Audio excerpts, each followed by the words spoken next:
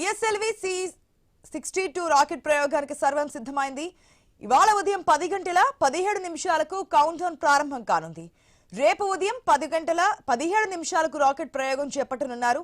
1485 కేజీల బరువు ఉన్న EOS-N ఉపగ్రహాన్ని ఇస్రో కక్షలోకి పంపబోతోంది. ఈ ప్రయోగం ద్వారా దేశ రక్షణ రంగానికి ఉపయోగం కలగనుంది. ఇది న్యూ స్పేస్ ఇండియా లిమిటెడ్ రూపొందించిన 9వ పూర్తి స్థాయి వాణిజ్య ఉపగ్రహం. ఈ ఏడాది చేపట్టబోతున్న తొలి ప్రయోగం ద్వారా 8 విదేశీ ఉపగ్రహాలను అంతరిక్షంలోకి పంపనున్నారు. ఇప్పటి వరకు 442 విదేశీ ఉపగ్రహాలను ఇస్రో ప్రయోగించింది. రైట్,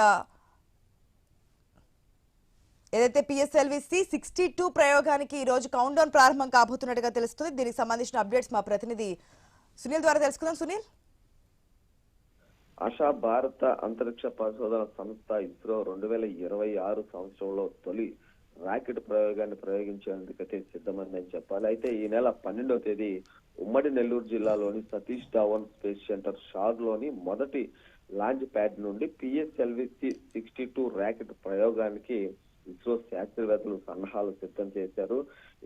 అయితే సోమవారం ఉదయం 10 గంటల 19 నిమిషాలకు పిఎస్ఎల్వి C-62 రాకెట్ ప్రయోగం ద్వారా పూర్తి స్వదేశీయ సాంకేతిక పరిజ్ఞానం, అధునాతన సాంకేతికతో రూపొందించిన 1485 కేజీల బరువు ఉన్న ఈ భూ పరిశీలన ఉపగ్రహం EOS-N1 అనే ఉపగ్రహాన్ని అంతరిక్షంలోకి పంపనున్నారు శాస్త్రవేత్తలు. అయితే ఈ ప్రయోగం ద్వారా వాణిజ్య పరంగా అంతరిక్షంలోకి మరో 15 చిన్న ఉపగ్రహాలను కూడా కక్షలోకి పంపనున్నారని శాస్త్రవేత్తలు ఇప్పటికే తెలిపిన పరిస్థితి అయితే ఉంది.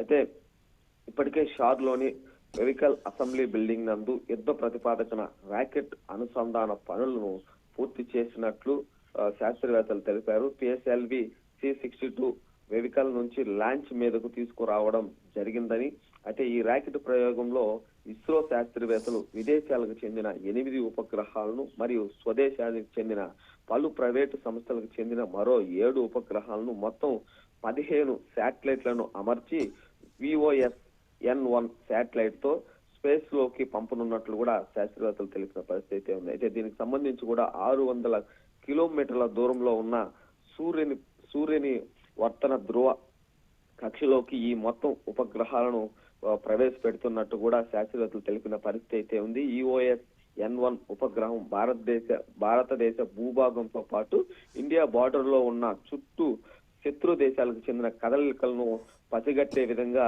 ఈ శాటిలైట్లను పంపుతున్నట్లు కూడా శాస్త్రవేత్తలు తెలిపిన పరిస్థితి దాదాపుగా నెలకొందని చెప్పుకోవచ్చు. అయితే ఈ రాకెట్ ప్రయోగంలో లంగ్స్బర్గ్, సింగపూర్, USA, యూరప్ దేశాలు మరియు యునైటెడ్ దేశాలకు చెందిన 8 ఉపగ్రహాలను, స్వదేశానికి చెందిన మొత్తం 7 శాటిలైట్లను పిఎస్ఎల్వి C-62 రాకెట్ ద్వారా కక్షలోకి పంపనున్నట్లు కూడా తెలిపిన పరిస్థితి ఉంది. ఈ రాకెట్ ప్రయోగానికి సంబంధించి ఈ రోజు మధ్యాహ్నం 12 గంటల 19 నిమిషాలకు షార్లో కౌంట్ డౌన్ ప్రారంభం అవుతుంది. ఈ కౌంట్ డౌన్ ప్రక్రియ 22 గంటల పాటు కొనసాగుతుంది. అనంతరం సోమవారం ఉదయం 10 గంటల 19 నిమిషాలకు రాకెట్ ను రింగ్ లోకి పంపనున్నట్లు కూడా శాస్త్రవేత్తలు అయితే తెలిపిన పరిస్థితి అయితే ఉంది. అయితే ఇప్పటికే ఈ రాకెట్ ప్రయోగం విజయవంతం కావాలని ఇస్రో చైర్మన్ డాక్టర్ నారాయణన్ సూలూరుపేటలోని శ్రీ చెంగాలమ్మ ఆలయంలో ప్రత్యేక పూజలు నిర్వహించారు. వాతావరణం అనుకూలిస్తే ఇస్రో శాస్త్రవేత్తలు అనుకున్న విధంగా జనవరి 12వ తేదీ